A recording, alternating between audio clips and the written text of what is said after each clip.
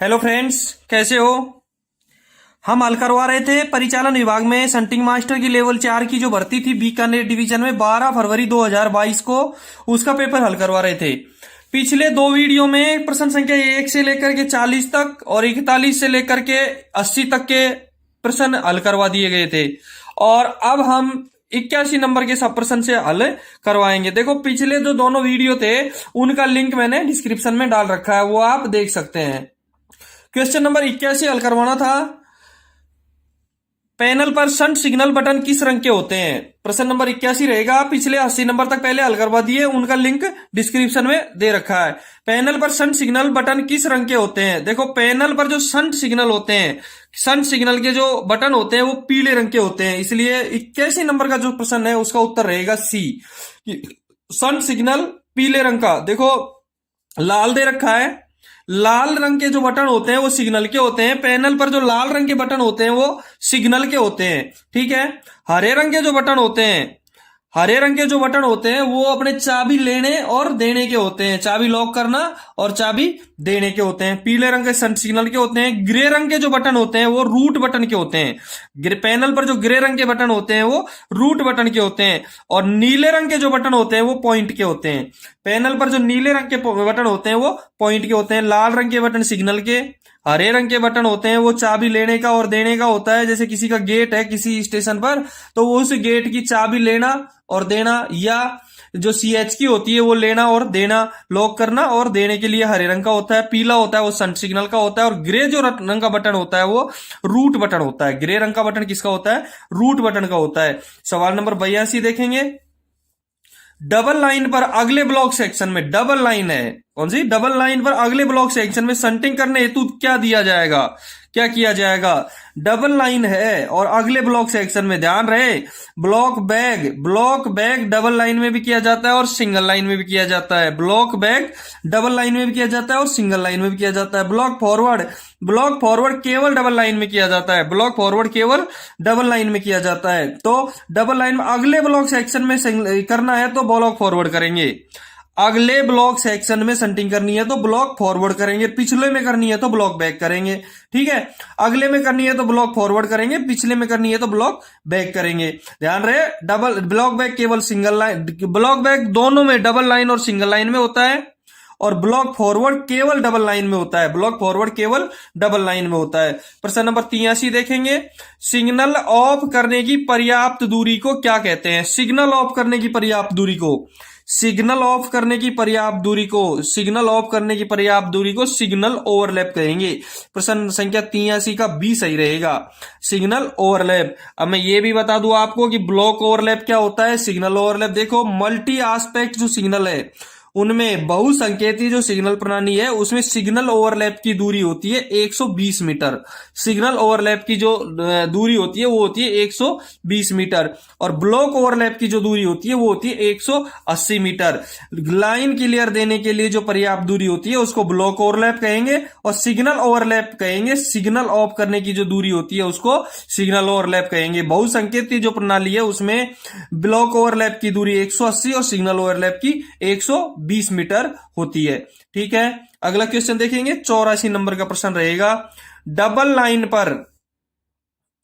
Line पर पिछले block section में शंटिंग करने हेतु दिया जाएगा। पिछले में मैंने अभी बताया था 82 नंबर के प्रश्न में, 82 नंबर का जो प्रश्न पढ़ाया था उसमें अभी बताया था कि डबल अगले ब्लॉक सेक्शन में शंटिंग करने हेतु ब्लॉक फॉरवर्ड और पिछले ब्लॉक सेक्शन में शंटिंग करने हेतु ब्लॉक बैक। ध्यान रहे, यदि हम एक चीज को, एक कॉन्सेप्ट क्लियर कर लेंगे तो उसमें कई प्रश्न मिलते हैं। जैसे हमको यदि ब्लॉक बैक और ब्लॉक फॉरवर्ड के याद है, इस पेपर में 6 प्रश्न आए ब्लॉक बैक और ब्लॉक फॉरवर्ड के संबंधित, ब्लॉक बैक और ब्लॉक फॉरवर्ड संबंधी 6 प्रश्न आए हैं। दूसरा, सिग्नल ऑफ करने की जो पर्याप्त दूरी हमने यदि याद की होती है तो उसके संबंधी भी 4-5 क्वेश्चन आए हैं। यानी एक कॉन्सेप्ट यदि क्लियर हो जाएगा तो हमारे कई प्रश्न हल होते हैं इससे।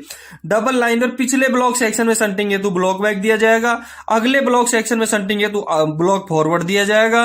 ध्यान रहे, ब्लॉक बैक डबल लाइन में भी होता है, सिंगल लाइन में भी होता है, ब्लॉक फॉरवर्ड केवल डबल लाइन में होता है, ठीक है। अगला क्वेश्चन देखेंगे 85 नंबर का प्रश्न रहेगा, राजस्थान के मुख्यमंत्री का क्या नाम है? सीधा सा है, अशोक गहलोत है। राजस्थान के मुख्यमंत्री का क्या नाम है? अशोक गहलोत है, ध्यान रहे, अशोक गहलोत। 86 नंबर का प्रश्न देखेंगे। देखो दोस्तों, अपने वीडियो को लाइक और शेयर जरूर करना, और अब तक यदि आपने चैनल को सब्सक्राइब नहीं किया है तो चैनल को सब्सक्राइब जरूर करना। मैं समय समय पर जो अपने वीडियो हैं, अपने पेपर हैं, मॉडल पेपर और जो विभागीय परीक्षाओं के प्रश्न पत्र है, वो इस चैनल पर हल करवाता रहूंगा। 86 नंबर का देखो, डबल लाइन पर अस्थायी इकहरी लाइन से, डबल लाइन पर अस्थायी इकहरी यानी डबल लाइन से सिंगल लाइन में गुजरने वाली पहली गाड़ी की गति क्या रहेगी? डबल लाइन से सिंगल लाइन यदि किया है तो उससे गुजरने वाली पहली गाड़ी की गति क्या रहेगी? ठीक है, पहली गाड़ी की गति रहेगी 25 kmph।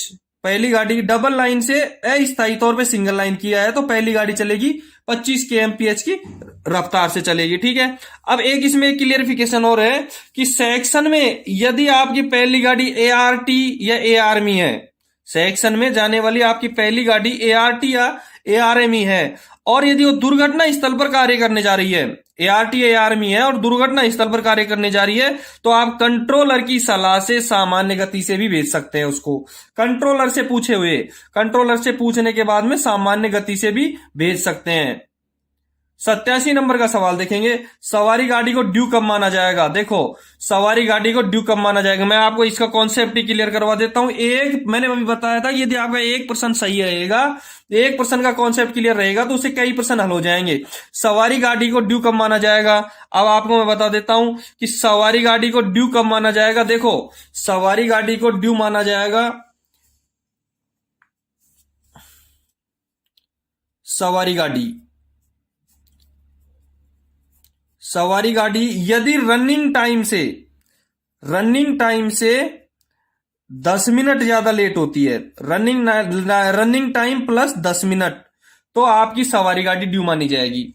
रनिंग टाइम से 10 मिनट लेट होती है तो आपकी सवारी गाड़ी ड्यू मानी जाएगी।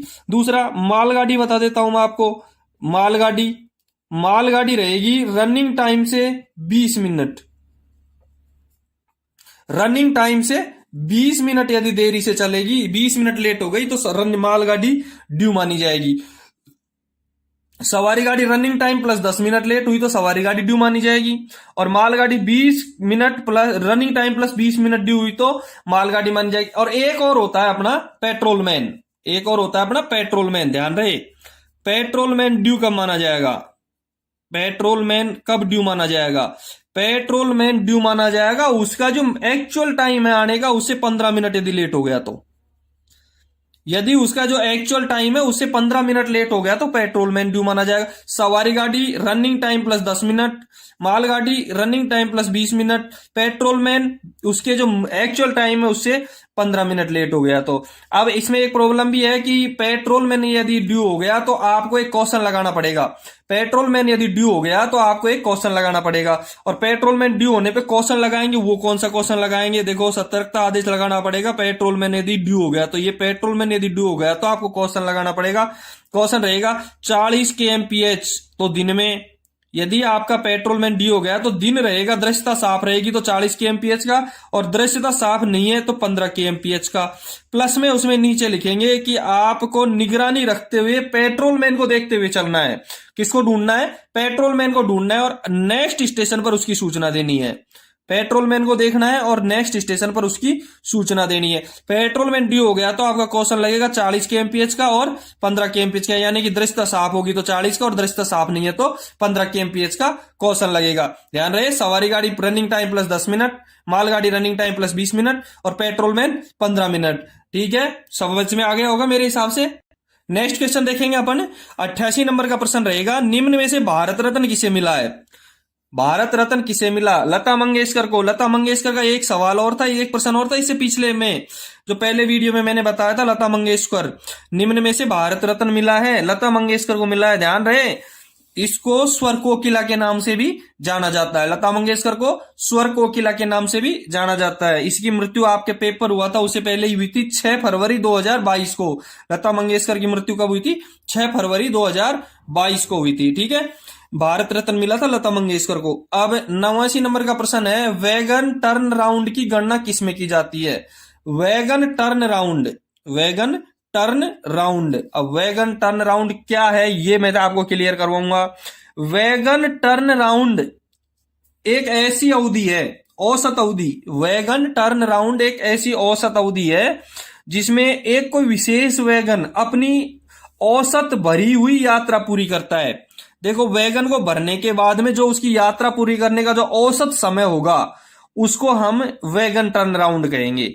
उस हम ऐसा कह सकते हैं इसको कि वैगन टर्न राउंड उस औसत अवधि का प्रतिनिधित्व करता है जिसमें एक विशेष वैगन अपनी औसत भरी हुई यात्रा पूरी करता है और जिसके बाद वह पुनः लोडिंग के लिए उपलब्ध होता है, उसे हम वैगन टर्न राउंड कहेंगे। ठीक है, अब इसका मतलब अवधि में है तो अवधि टन में तो हो नहीं सकती, घंटे कोई एक आध घंटे का तो है नहीं, इसका मतलब किलोमीटर दूरी में तो नहीं है, अवधि है, अवधि होगी तो क्या होगी, दिनों में होगी।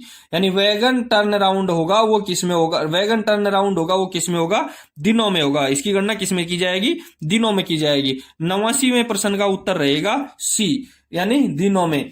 90 नंबर का प्रश्न है, किस गाड़ी को चलाने के लिए सबसे अधिक प्राथमिकता दी जाएगी, किस गाड़ी को चलाने के लिए सबसे अधिक प्राथमिकता दी जाएगी। देखो जीएम स्पेशल, राजधानी और शताब्दी, और एक दे रखी है ARME ART proceeding to accident site. यदि एआरटी और एआरएमई खड़ी है, एआरटी और एआरएमई खड़ी है प्रोसीडिंग टू एक्सीडेंट साइट और वो एक्सीडेंट हुआ है तो वहां सबसे पहले जीएम की और आवश्यकता नहीं है, वहां आवश्यकता है एआरएमई और एआरटी की। यानी हमको सबसे पहले प्राथमिकता दी जाएगी एआरएमई और एआरटी को, सबसे फर्स्ट प्रायोरिटी दी जाएगी एआरएमई और एआरटी को। 91 नंबर का सवाल देखेंगे, आईसीएमएस किसको व्यक्त करता है, आईसीएमएस, आईसीएमएस किसको व्यक्त करता है। देखो 91 नंबर का सवाल में आईसीएमएस व्यक्त करता है कोचिंग ट्रैफिक को। आईसीएमएस किसको व्यक्त करता है, कोचिंग ट्रैफिक को। कोचिंग आईसीएमएस का मैं फुल फॉर्म बता देता हूं आपको, integrated coaching management system. ICMS, ICMS का अर्थ रहेगा integrated coaching management system, integrated coaching management system. ICMS का फुल फॉर्म रहेगा, आईसीएमएस का फुल फॉर्म रहेगा इंटीग्रेटेड कोचिंग मैनेजमेंट सिस्टम। यानी आईसीएमएस किसको व्यक्त करेगा, कोचिंग ट्रैफिक को। किसको व्यक्त करेगा, कोचिंग ट्रैफिक को। अगला प्रश्न देखेंगे 92वां प्रश्न। वीडियो लाइक और शेयर करना, जिनने अपना चैनल सब्सक्राइब नहीं किया है वो अपना चैनल भी सब्सक्राइब करना। 92वां प्रश्न है, वर्किंग टाइम टेबल कौन जारी करता है। ध्यान रखें, अपने जो विभागीय परीक्षाएं होती है इनमें बहुत क्वेश्चन मिलते हैं एक दूसरे पेपर से। वर्किंग टाइम टेबल WTT हर स्टेशन पे आता है, हर रेल कर्मचारी के पास रहना चाहिए, ऑपरेटिंग वाले हर रेल कर्मचारी के पास रहता है। WTT वर्किंग टाइम टेबल कौन जारी करता है, वर्किंग टाइम टेबल कौन जारी करता है। इसका उत्तर रहेगा ए, PCOM और CPTM, PCOM और CPTM। एक प्रश्न और आया था पिछले एक 8 तारीख का जनवरी में जो पेपर था उसमें PCOM की full form principal chief operating manager, principal chief operating manager. ठीक है, 93वां प्रश्न है, संटिंग आदेश कौन बनाता है। संटिंग आदेश, अब संटिंग आदेश का नंबर क्या रहेगा, संटिंग आदेश का नंबर रहेगा T806, T806 रहता है संटिंग आदेश। और बनाता कौन है, पहले ये बताओ दिया किसको जाता है, स्टेशन मास्टर के द्वारा संटिंग आदेश बना करके loco pilot, guard, loco pilot, guard और एक मूल कॉपी अपनी सेफ रहेगी फाइल में। यानी कि 3 कॉपियों में बनेगा संटिंग आदेश। स्टेशन मास्टर बनाएगा, गार्ड क्लर्क नहीं बनाएगा, संटिंग मास्टर नहीं बनाएगा, गार्ड नहीं बनाएगा और बनाएगा स्टेशन मास्टर। संटिंग आदेश T806 3 कॉपियों में बनेगा और स्टेशन मास्टर इसको बनाएगा। 94 नंबर का प्रश्न है, कौन से सिग्नल के ब्लैंक ऑफ होने पर गाड़ी खड़ी करनी आवश्यक है। यदि कोई भी सिग्नल ब्लैंक ऑफ है तो गाड़ी तो खड़ी करना आवश्यक है ही। किसी भी सिग्नल के ब्लैंक होने पर गाड़ी आपको खड़ी करना पड़ेगा। यानी कि इसका उत्तर रहेगा ऑल ऑफ दीज, सभी इसके उत्तर रहेंगे। चाहे कोई सा भी सिग्नल हो, यदि ब्लैंक ऑफ है तो आपको वहीं गाड़ी खड़ी करनी है। 95 नंबर का प्रश्न है, डेड एंड किसका विकल्प हो सकता है। Dead and, dead and loop line में भी होता है, मैं कभी कहीं कहीं सब लाइनों में हो जाता है, मेन लाइनों में भी होता है, जहां से आपकी ब्रांच लाइन होती है वहां मेन लाइनों में भी होता है।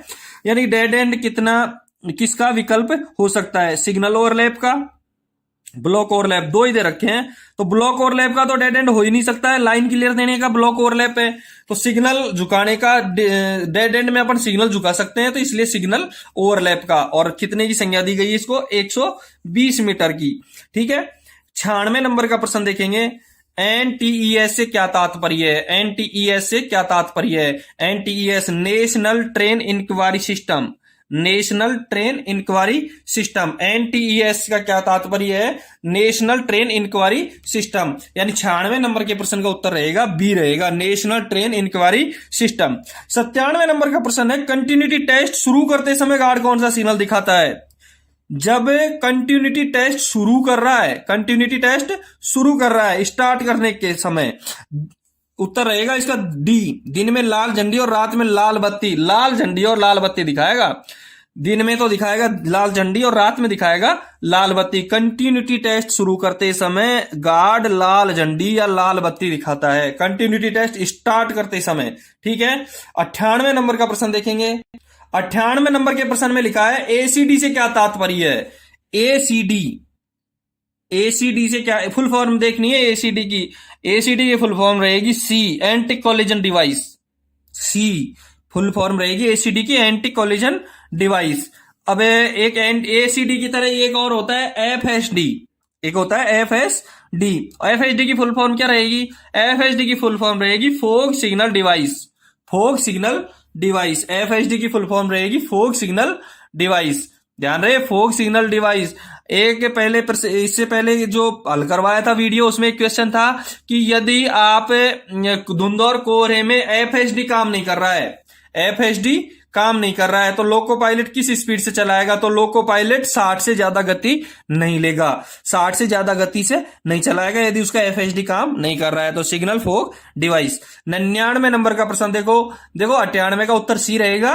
99 का देखो, प्रत्येक खंड के लिए मास्टर चार्ट कितने घंटे का बनाया जाता है। मास्टर चार्ट, मास्टर चार्ट, पहले मास्टर चार्ट क्या होगा, आपकी योजना होती है। मास्टर चार्ट, मास्टर चार्ट क्या होती है, 24 घंटे के लिए उस सेक्शन की योजना होती है, जिस सेक्शन के लिए आदमी बैठता है, कंट्रोलर वगैरह बैठते हैं, उसकी योजना होती है। तो मास्टर चार्ट 24 घंटे के, उस योजना कितने घंटे की रहेगी, उसकी अग्रिम 24 घंटे की योजना रहेगी। 99 का प्रश्न रहेगा 24 घंटे। 100 नंबर का जो प्रश्न है वो देखो, 6 में से कितनी अग्निशमन बाल्टियां रेत से भरकर रखी जाएंगी। ध्यान रहे, अग्निशमन के लिए जो बाल्टी भरी होती हैं वो 6 बाल्टियां होती हैं। 6 में से 2 बाल्टी रेत की होती है और 4 बाल्टी पानी की होती है, यानी कि 2:4, 1:2 में रेत और पानी रहता है। रेत और पानी कितने अनुपात में रहता है, 1:2 में। 2 बाल्टी तो पानी की, 2 बाल्टी तो रेत की रहेंगी और 4 बाल्टी पानी की रहेंगी। ठीक है, 101 नंबर का इंजीनियरिंग से संबंधित सवाल है, LWR से क्या तात्पर्य है। LWR से लॉन्ग वेल्डेड रेल, LWR का मतलब रहेगा लॉन्ग वेल्डेड रेल। इंजीनियरिंग से संबंधित सवाल है ये। 102 नंबर का प्रश्न देखेंगे, आपदा प्रबंधन में स्वर्ण घंटों का क्या अभिप्राय है। आपदा प्रबंधन, आपदा प्रबंधन, ध्यान रहे, भारत की जो अपनी इंडियन रेलवे है उसमें आपदा प्रबंधन, आपदा प्रबंधन का जो स्वर्णिम अवसर है, आपदा प्रबंधन का जो स्वर्णिम घंटा है वो है दुर्घटना के बाद का 1 घंटा। स्वर्णिम घंटा रहेगा दुर्घटना के बाद का 1 घंटा। दुर्घटना के बाद जो पहला घंटा है वो स्वर्णिम घंटा माना गया है। ठीक है, आपदा प्रबंधन का 1 घंटा। अब देखो, दुर्घटना के बाद का 1 घंटा, सी सही रहेगा 102 का। 103 नंबर का प्रश्न देखेंगे, स्टेशन पर इंटरलॉकिंग के मानकीकरण को कितने श्रेणियों में विभक्त किया गया है। इंटरलॉकिंग कितने प्रकार की होगी, इसमें कितने श्रेणियों में विभक्त किया गया है। ध्यान रहे, इंटरलॉकिंग 4 स्टैंडर्ड होते हैं। स्टेशन पर इंटरलॉकिंग के कितने स्टैंडर्ड हुए, 4 स्टैंडर्ड होते हैं। 103 का उत्तर रहेगा 4, ए सही रहेगा। अब मैं एक क्लियर करके बता देता हूं, स्टैंडर्ड 1 में जो गति है वो 50 kmph की रहेगी, स्टैंडर्ड 2 में 110 की, स्टैंडर्ड 3 में 140 की और स्टैंडर्ड 4 में 160 की रहेगी। स्टैंडर्ड 1 में रहेगी 50 kmph की, स्टैंडर्ड 2 में रहेगी 110 kmph की, स्टैंडर्ड 3 में रहेगी 140 kmph की और स्टैंडर्ड 4 में रहेगी 160 kmph की। और दूसरी क्लियर करवा देता हूं आपको कि स्टैंडर्ड जो फर्स्ट में है उसमें डबल डिस्टेंट कभी भी नहीं हो सकता है। स्टैंडर्ड फर्स्ट में डबल डिस्टेंट कभी भी नहीं होगा, स्टैंडर्ड फर्स्ट में डबल डिस्टेंट नहीं होगा, जबकि 2, 3 और 4 जो स्टैंडर्ड है उसमें डबल डिस्टेंट हो सकता है। अब डबल डिस्टेंट कहां होगा, ये भी मैं क्लियर करवाऊं आपको कि माल गाड़ियों की जो ब्रेकिंग दूरी है वो 1 किलोमीटर से अधिक होने पर डबल स्टैंड आवश्यक है। माल गाड़ियों की जो ब्रेकिंग दूरी है वो 1 किलोमीटर से अधिक होने पर डबल डिस्टेंट आवश्यक है। ठीक है, 104 नंबर का प्रश्न देखेंगे। ब्लॉक, वो पावर ब्लॉक कितने प्रकार के होते हैं? पावर ब्लॉक कितने प्रकार के होते हैं? नॉर्मली पावर ब्लॉक 2 प्रकार के होते हैं। नॉर्मली पावर ब्लॉक कितने प्रकार के होते हैं? 2 प्रकार के होते हैं पावर ब्लॉक। हम इस डायग्राम से समझ सकते हैं इसको। पावर ब्लॉक 2 प्रकार के होते हैं, एक तो पूर्व नियोजित, एक तो पूर्व नियोजित जो पहले से नियोजित कर रखा हो योजनाबद्ध तरीके से, और दूसरा रहेगा आपातकालीन। दूसरा रहेगा आपातकालीन। एक तो पूर्व नियोजित, एक आपातकालीन। पूर्व नियोजित टीआरडी वाले जो काम करेंगे अपनी योजनाबद्ध तरीके से वो पूर्व नियोजित रहेगा। आपातकाल जो विशेष परिस्थितियों में आपातकालीन में लिया जाएगा। ठीक है, और ये भी 2 तरीके, सारे पावर ब्लॉक पूर्व नियोजित हो चाहे आपातकालीन हो, ये 2 तरीके से होंगे। एक तो ब्लॉक सेक्शन में, जैसे इसको यूं समझेंगे, पूर्व नियोजित भी एक तो ब्लॉक सेक्शन में लिया जा सकता है। ठीक है, एक तो ब्लॉक सेक्शन में, और दूसरा रहेगा लोकल। दूसरा रहेगा लोकल। पावर ब्लॉक 2 तरीके से लिया जाएगा, एक तो पूर्व नियोजित और एक आपातकालीन। इसमें भी 2 भाग रहेंगे, पूर्व नियोजित ब्लॉक सेक्शन में या लोकल लिया जाएगा, और आपातकालीन में भी सेम इसी तरीके से 2 रहेंगे, एक तो ब्लॉक सेक्शन में और एक लोकल रहेगा। ठीक है, पावर ब्लॉक 2 प्रकार के होंगे, एक तो पूर्व नियोजित और एक आपातकालीन, और ये भी 2 प्रकार के रहेंगे, एक ब्लॉक सेक्शन का और एक लोकल। ठीक है, पावर ब्लॉक 2 प्रकार के हुए। अब इसका उत्तर रहेगा 104 नंबर के प्रश्न का 2 रहेगा, वो यहाँ बी रहेगा इसका। पावर ब्लॉक कितने प्रकार के हुए? 2 प्रकार के हुए। 105वां प्रश्न देखेंगे। मंडल स्तर पर, मंडल स्तर पर आपदा प्रबंधन योजना कौन जारी करता है? मंडल स्तर पर आपदा प्रबंधन, मंडल स्तर पर आपदा प्रबंधन योजना कौन जारी करता है? मंडल का सबसे बड़ा अधिकारी कौन होता है? डीआरएम होगा। तो मंडल स्तर पर आपदा प्रबंधन योजना जारी करेगा डीआरएम। ध्यान रहे, आपदा प्रबंधन अधिनियम 2005 के अनुसार, आप अपने भारतीय रेल में आपदा प्रबंधन अधिनियम कब पारित हुआ था? 2005 में। उसके अनुसार क्षेत्रीय रेलों में, जो क्षेत्रीय रेल होंगी, जैसे अपना हेडक्वार्टर से संबंधित है, एनडब्ल्यूआर है, डब्ल्यूआर है, डब्ल्यूसीआर है, सीआर है, डब्ल्यूआर है, इसके अनुसार जीएम, एजीएम या सीएसओ आपदा की घोषणा करने के लिए नामित किया गया है। आपदा की घोषणा करने के लिए क्षेत्रीय रेलों में नामित कौन किया गया है? यदि जीएम किया गया है, जीएम की अनुपस्थिति में एजीएम करेगा, एजीएम की अनुपस्थिति में सीएसओ करेगा। जीएम महाप्रबंधक, एजीएम अपर महाप्रबंधक और सीएसओ मुख्य संरक्षा अधिकारी। ठीक है, ये कहां लिखा हो, कौन से अधिनियम में? आपदा प्रबंधन अधिनियम 2005 के अनुसार। 106 नंबर का प्रश्न देखेंगे। 105 नंबर का उत्तर हो गया बी, और 106 नंबर का प्रश्न देखेंगे।